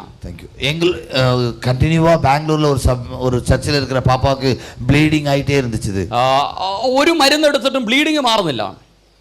மருந்து எடுத்த போதிலும் அவளுடைய ப்ளீடிங் மாறாமல் இருந்தது. പക്ഷേ അവൾ ഇങ്ങനെ പറഞ്ഞു, അഭിഷേകം കാര്യങ്ങളെ മാറ്റും. ஆனால் அவள் அப்படி அறிக்கை பண்ணினாள், அபிஷேகம் காரியங்களை மாற்றும் என்று சொல்லி அறிக்கை பண்ணினாள். വിശ്വാസത്തോടെ പ്രഖ്യാപിച്ചു, അഭിഷേകം കാര്യങ്ങളെ മാറ്റും. அவள் விசுவாசத்தோடு மீண்டும் மீண்டும் அறிக்கை செய்தாள், விசுவாசத்தினால காரியங்கள் மாறும் என்று சொல்லி அறிக்கை செய்தாள். ആ കുഞ്ഞിന്റെ അമ്മ എന്നെ ഫോൺ വിളിച്ചപ്പോൾ പറഞ്ഞ കാര്യമാ, പക്ഷേ ഈ കൊച്ചിന് ബ്ലീഡിംഗ് ആയിരുന്നു, പക്ഷേ ഇവളെന്ന് വിശ്വാസത്തോടെ അതേ അഭിഷേകം കാര്യങ്ങളെ മാറ്റും എന്ന് പറഞ്ഞു, അന്ന് പൂർണ്ണമായ വിടുതലുണ്ടായി. இந்த மகள் எப்போதும் அபிஷேகம் காரியங்களை மாற்றும் என்று சொல்லி தான் ப்ளீடிங் இருந்த போதிலும் மீண்டும் மீண்டும் அறிக்கை செய்து கொண்டிருந்தாள். அவளுடைய தாய் சொன்னார்கள், இப்பொழுது என்னுடைய மகளுக்கு ஆண்டவர் அற்புத சுகத்தை தந்திருக்கிறார் என்று சொல்லி. എന്ന് പറഞ്ഞാൽ നിങ്ങൾ പറയണം, സ്വർഗ്ഗത്തിലെ ദൈവം എന്റെ കാര്യം സാധിപ്പിക്കും. நீங்கள் அறிக்கை செய்ய வேண்டும், பரலோகத்தின் தேவன் நீங்கள் காரியங்களை வாய்க்க செய்வார். എന്താ നിങ്ങൾക്ക് സാധിക്കേണ്ട കാര്യം? என்ன நீங்க சாதிக்க வேண்டிய காரியம் என்ன? പറയാ, എന്റെ ദൈവം എനിക്ക് കാര്യം സാധിപ്പിക്കും. அந்த காரியத்தை ஆண்டவரிடத்தில் சொல்லுங்க, என் தேவன் எனக்காய் காரியங்களை சாதிக்க செய்வார். അതാണ് പൗലോസ് പറഞ്ഞത്, എന്നെ ശക്തനാക്കുന്നവൻ മുഖാന്തരം ഞാൻ സകലത്തിലും മതിയാകുന്നു. என்னை பலப்படுத்துகிற கிறிஸ்துவினாலே சகலவற்றையும் செய்ய எனக்கு பலனுண்டு.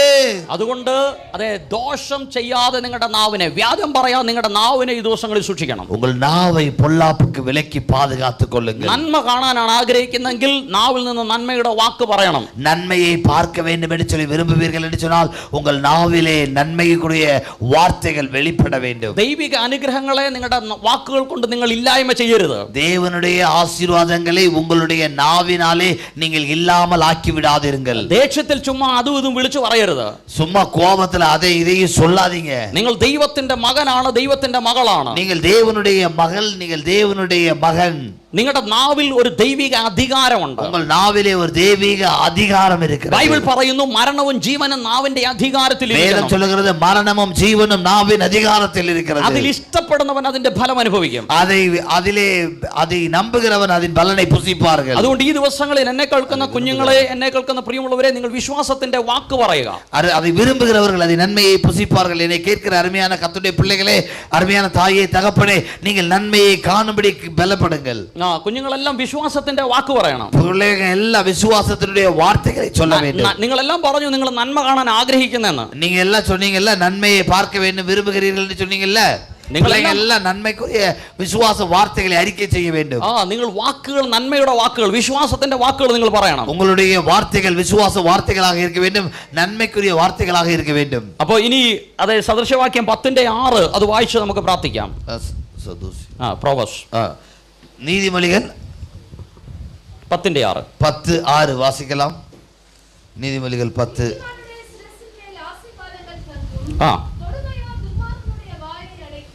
നീതിമാന്റെ ശിരസിന്മേൽ അനുഗ്രഹങ്ങൾ വരുന്നു. നീതിമാനുடைய ശിരസിന്മേൽ ആശീർവാദങ്ങൾ. അപ്പോൾ അനുഗ്രഹം ആരുടെ ശിരസിന്മേലാ വരുന്നത്? ആശീർവാദം யார் மேல வருது? നീതിമാന്റെ ശിരസിന്മേൽ വരുന്നു. നീതിമാനുடைய ശിരസിൻ மீது ആശീർവാദം വരും. അപ്പോൾ ആരാ നീതിമാൻ എന്ന് ഞാൻ ആദ്യം പറഞ്ഞു. யார் நீதிமான் நான் சொல்லியிருந்தேன். ആരാ നീതിമാൻ? யார் நீதிமான்? യേശുവിന്റെ രക്തത്താൽ കഴുകപ്പെട്ട്.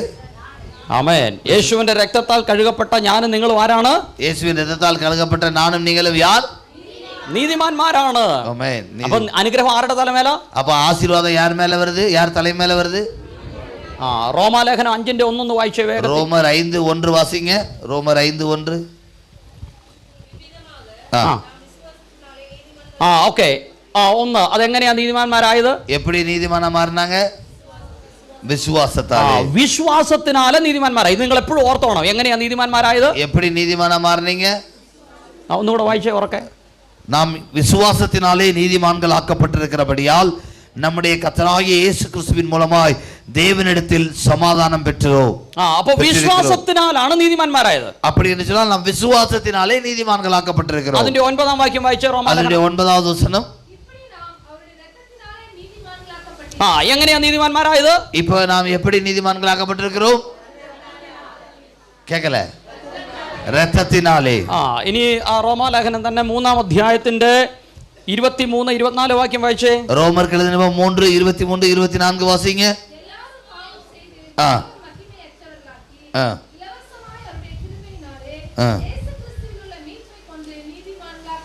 അപ്പൊ കൃപയാൽ നീതീകരിക്കപ്പെട്ടു. இப்போ நாம் பார்க்கிறோம் கிருபையால் நாம் நீதிமான்களாக்கப்பட்டிருக்கிறோம். എങ്ങനെയാ? വിശ്വാസത്താൽ, எப்படி நாம യേശുവിന്റെ രക്തത്താൽ ദൈവ കൃപയാൽ നീതീകരിക്കപ്പെട്ടു. விசுவாசத்தால் தேவனுடைய கிருபையினால் ரத்தத்தால் நாம் நீதிமான்களாக்கப்பட்டிருக்கிறோம். അങ്ങനെ നിങ്ങൾക്ക് അങ്ങനെ നീതീകരിക്കപ്പെട്ടെന്ന് ഉറപ്പുള്ളവർ എത്ര പേരുണ്ട്? அப்படி நான் நீதிமானாக்கப்பட்டிருக்கிறேன் என்கிற நிச்சயம் எத்தனை பேருக்கு இருக்கிறது? கரங்களை உயர்த்துங்க பார்க்கலாம். ഹല്ലേലൂയ. ഹല്ലേലൂയ. ഇനി ആ പ്രോവേഴ്സ് 10:6 ഒന്ന് വായിച്ചേ. இப்போ நீதிமொழிகள் 10:6 வாசிங்க. വായിച്ചേ. നീതിമാനുடைய ശിരസിന്മേൽ നീതിമാന്മാരുടെ ശിരസിന്മേൽ ആശീർവാദങ്ങൾ തങ്ങും. അപ്പൊ ആരുടെ മേലെ ആശീർവാദം? யார் மேல ஆசீர்வாதம்?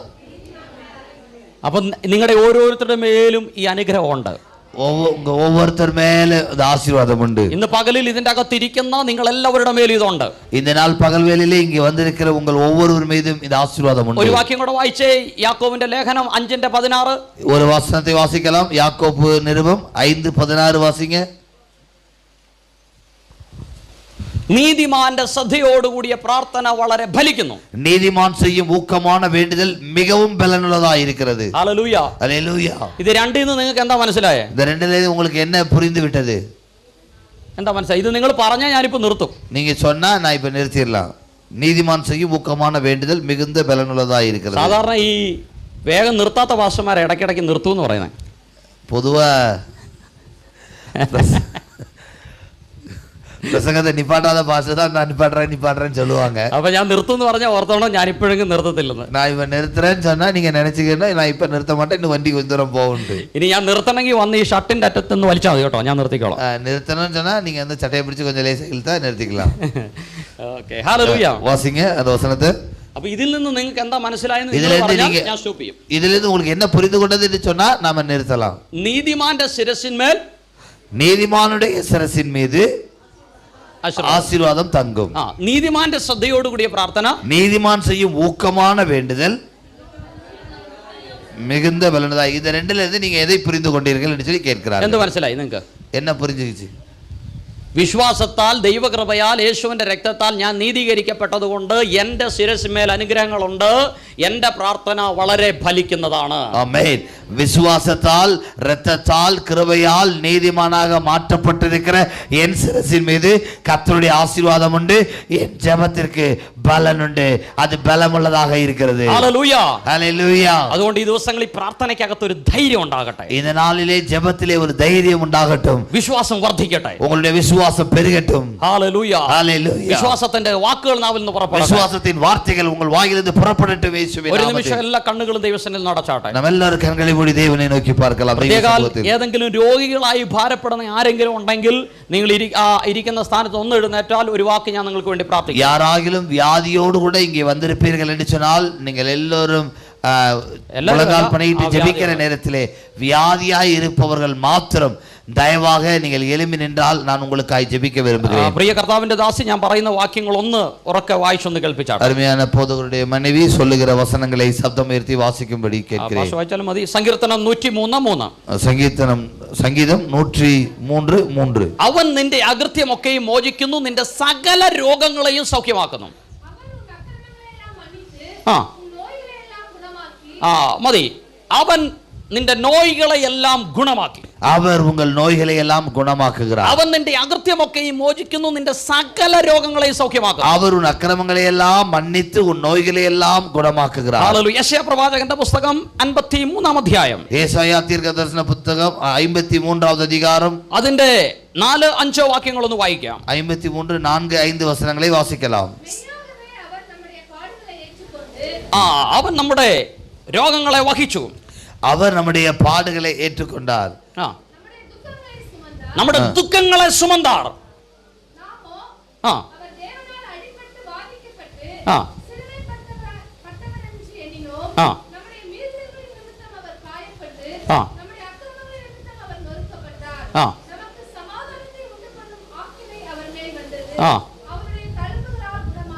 അവരുടെ തലമ്പുകളാൽ ഗുണമാകുറോം. അവരുടെ തലമ്പുകളാൽ ഗുണമാകുറോം. 1 പത്രോസ് 2:24 ഒന്ന് വായിക്കാം. 1 പേതുരു 2:24 വാസിக்கலாம். 1 പത്രോസ് 2:24. 1 പേതുരു നാം പാപം സംബന്ധിച്ച് മരിച്ച് നീതിക്ക് ജീവിക്കേണ്ടതിന് അവൻ തന്റെ ശരീരത്തിൽ നമ്മുടെ പാപങ്ങളെ ചുമന്നുകൊണ്ട് ക്രൂശിന്മേൽ കയറി അവന്റെ അടിപ്പിണരാൽ നിങ്ങൾക്ക് സൗഖ്യം വന്നിരിക്കുന്നു. நாம் பாவங்களுக்கு செத்து நீதிக்கு பிழைத்திருக்கும்படிக்கு அவர் தாமே தமது சரீரத்திலே நம்முடைய பாவங்களை சிலுவையின் மீது சுமந்தார், அவருடைய தழும்புகளால் குணமானீர்கள். സങ്കീർത്തനം 107:20 അതുകൂടെ വായിച്ചിട്ട് പ്രാർത്ഥിക്കാം. சங்கீதம் 107:20 வாசித்து நாம் ஜெபிக்கலாம். അവൻ വചനം അയച്ചവരെ സൗഖ്യമാക്കി അവരുടെ കുഴികളിൽ നിന്ന് അവരെ വിടുവിച്ചു. அவர் தம்முடைய வார்த்தையை அனுப்பி அவர்களை குணமாக்கினார், அவர்களை அழுவிக்கு தப்புவிக்கிறார். അങ്ങനെയെങ്കിൽ ഇന്ന് പകലിൽ ഏതെങ്കിലും രോഗികളായി ഭാരപ്പെടുന്നവരുണ്ടെങ്കിൽ നിങ്ങൾ ആ നിൽക്കുന്ന നിൽപ്പിൻ നാട്ടെ കർത്താവ് നിങ്ങളെ തൊടും. இந்த நாளிலே தெய்வ சபையிலே வியாதியோடு இருப்பவர்கள் தயவாக நில்லுங்கள். இந்த நேரத்தில் இந்த வசனங்களின் மூலமாய் கர்த்தர் உங்களுக்கு அற்புத சுகத்தை தர போதுமானவராய் இருக்கிறார். നിങ്ങൾ വിശ്വസിച്ചാൽ ഈ വചനത്തിന്റെ ശക്തി നിങ്ങളുടെ മേൽ വ്യാപരിക്കും. நீங்கள் விசுவாசித்தால் இந்த வசனத்தின் வல்லமை உங்கள் மீது வெளிப்படும். യേശു ക്രിസ്തു ഇന്നലെയും ഇന്നും എന്നേക്കും അനന്യനാണ്. இயேசு நேற்றும் இன்றும் என்றும் மாறாதவர். അവന്റെ നാമത്തിന് ശക്തിയുണ്ട്. அவருடைய നാമத்திற்கு வல்லமை உண்டு. യേശുവിന്റെ രക്തത്തിന് ശക്തിയുണ്ട്. இயேசுவின் இரத்தத்திற்கு வல்லமை உண்டு. ഇന്ന് പകലിൽ ആ നസറേനായ യേശു ക്രിസ്തുവിനെ ദൈവദാസന്മാരെ ഞങ്ങൾ ഇതിന്റെ അകത്ത് ഉയർത്തുകയാണ്. இந்த நாள் காலைவேளையிலே நசராகிய இயேசு கிறிஸ்துவை நாங்கள் உயர்த்துகிறோம். ഇപ്പോൾ വിശ്വാസത്താൽ നിങ്ങൾ ആ രോഗങ്ങളെ ദൈവകരത്തിലേക്ക് ഒന്ന് വിട്ടുകൊടുത്തേ. ആ രോഗമുള്ള ഭാഗങ്ങളിൽ നിങ്ങളുടെ തന്നെ കരങ്ങൾ വെച്ച്, അതെ ഞാൻ നിങ്ങൾക്ക് വേണ്ടി പ്രാർത്ഥിക്കുമ്പോൾ നിങ്ങളുടെ കരങ്ങൾ ആ രോഗമുള്ള ഭാഗങ്ങളിൽ വെച്ച് இப்போது நாங்கள் ஜெபிக்கும் போதே வியாதி உள்ள இடங்களிலே உங்களுடைய கரங்களை வையுங்கள். இப்போது நான் உங்களுக்காய் ஜெபிக்க விரும்புகிறேன். കർത്താവേ, യേശു ക്രിസ്തുവിന്റെ അധികാരമുള്ള നാമത്തിൽ ഞാൻ അങ്ങയുടെ മക്കൾക്ക് വേണ്ടി പ്രാർത്ഥിക്കുന്നു. ஆண்டவராகிய இயேசு கிறிஸ்துவின் அதிகாரமுள்ள நாமத்தில் உம்முடைய பிள்ளைகளுக்காய் நான் ஜெபிக்கிறேன். അവൻ വചനം അയച്ച് അവരെ സൗഖ്യമാക്കി അവരുടെ കുഴികളിൽ നിന്ന് അവരെ വിടുവിച്ചു. அவர் தம்முடைய வார்த்தையை அனுப்பி அவர்களை குணமாக்குகிறார், அவர்களை காப்பாற்றுகிறார். ഇപ്പോൾ യേശു ക്രിസ്തുവിന്റെ അധികാരമുള്ള നാമത്തിൽ സൗഖ്യങ്ങൾ ഇതിന്റെ അകത്ത് വ്യാപരിക്കട്ടെ. இப்பொழுது இயேசுவின் அதிகாரமுள்ள நாமத்தில் சுகம் இவர்களுக்குள் உண்டாவதாக. ക്രിസ്തുവിന്റെ സ്ഥാനപതിയായി നിന്നുകൊണ്ട് ദൈവിക അധികാരത്താൽ ദൈവ വചനത്തെ ഞാൻ ഈ ജനത്തിന്റെ മേലേക്ക് അയക്കുകയാണ്. கர்த்தருடைய ஊழியக்காரனாய் நின்று கர்த்தருடைய வார்த்தையை ஜனங்கள் மீது அனுப்புகிறேன். ഇപ്പോൾ ആ വചനത്തിന്റെ ശക്തി ജനത്തിന്റെ മേൽ വ്യാപരിക്കട്ടെ. இப்பொழுது வசனத்தின் வல்லமை ஜனங்களுக்குள்ளே வெளிப்படுவதாக. എല്ലാ രോഗങ്ങളും യേശു ക്രിസ്തുവിന്റെ അധികാരമുള്ള നാമത്തിൽ സൗഖ്യമാകട്ടെ. எல்லா வியாதிகளும் இயேசுவின் நாமத்தில் சுகம் உண்டாவதாக. എല്ലാ പകർച്ചകളും യേശുവിന്റെ നാമത്തിൽ മാറിപ്പോകട്ടെ. எல்லா தொடர்ச்சியாய் வருகிற எல்லா வியாதிகளும் இயேசுவின் நாமத்தில் மாறுவதாக. എല്ലാ പരാജയങ്ങളും ജയമായി മാറട്ടെ. எல்லா தோல்விகளும் ஜெயமாய் மாறுவதாக. എല്ലാ ദുഃഖങ്ങളും ആശ്വാസമായി മാറട്ടെ. எல்லா கஷ்டங்களும் ஆசீர்வாதமாய் மாறட்டும். ഇപ്പോൾ പരിശുദ്ധാത്മാവിന്റെ അത്യന്ത ശക്തി ജനത്തിന്റെ മേൽ വ്യാപരിക്കട്ടെ. பரிசுத்த ஆவியானவருடைய வல்லமை இந்த ஜனத்தின் மீது வெளிப்படுவதாக. എല്ലാ ഇരുളിന്റെ വ്യാപാരങ്ങളും നസ്രേനായ യേശുവിന്റെ അധികാരമുള്ള നാമത്തിൽ ഇപ്പോൾ ഈ ജനത്തെ വിട്ടുപോകട്ടെ. எல்லா இருளின் அதிகாரங்களும் இப்பொழுது ஜனங்களை விட்டு மாறுவதாக. യേശു ക്രിസ്തുവിന്റെ നാമത്തിൽ ദൈവ ശക്തി ഇപ്പോൾ ഈ ആലയത്തിൽ വ്യാപരിക്കട്ടെ. இயேசு கிறிஸ்துவின் அதிகாரமுள்ள வல்லமை இப்பொழுது ശവനദരഗദന ദുരഗക്ഷഗതരാദരട്ട സ്പരംതനാദി അടകമന ദുരഗക്ഷഗതരാദി വിടുതൽ വിടുതൽ വിടുതൽ വിടുതൽ ദൈവശക്തി ദൈവശക്തി ദൈവശക്തി ഇപ്പോൾ നസ്രേനായ യേശുവിന്റെ ആണിപ്പഴുതുള്ള കരം ഈ ജനത്തെ തൊടുന്ന നിമിഷമായി ഈ നിമിഷങ്ങൾ മാറട്ടെ. நசராகிய இயேசுவின் ஆணி பாய்ந்த கரம் இவர்கள் மீது நன்மையாய் அமருவதாக. விடுதலை பெற்றுக்கொள்ளுங்கள், பெற்றுக்கொள்ளுங்கள், பெற்றுக்கொள்ளுங்கள். യേശുവിന്റെ നാമത്തിൽ ആ വിടുതൽ വ്യാപരിക്കട്ടെ. இயேசுவின் நாமத்தில் விடுதலையை பெற்றுக்கொள்வார்களாக. യേശുവിൻ നാമത്തിൽ തന്നെ. இயேசுவின் நாமத்தில் ஆமென். ആമേൻ. ஆமென். ആമേൻ. ஆமென். വിശ്വസിക്കുക, കർത്താവ് നിങ്ങളിൽ അത്ഭുതങ്ങളെ ചെയ്തിരിക്കുകയാണ്. விசுவாசியுங்கள், கர்த்தர் உங்களுடைய வாழ்க்கையில் അത്ഭുതங்களை ചെയ്തിരിக்கிறார். ഹല്ലേലൂയ. ஹalleluya. ഹല്ലേലൂയ. ஹalleluya. ഹല്ലേലൂയ. ഇരുന്നാട്ടെ. God bless you. നമ്മളെല്ലാവരും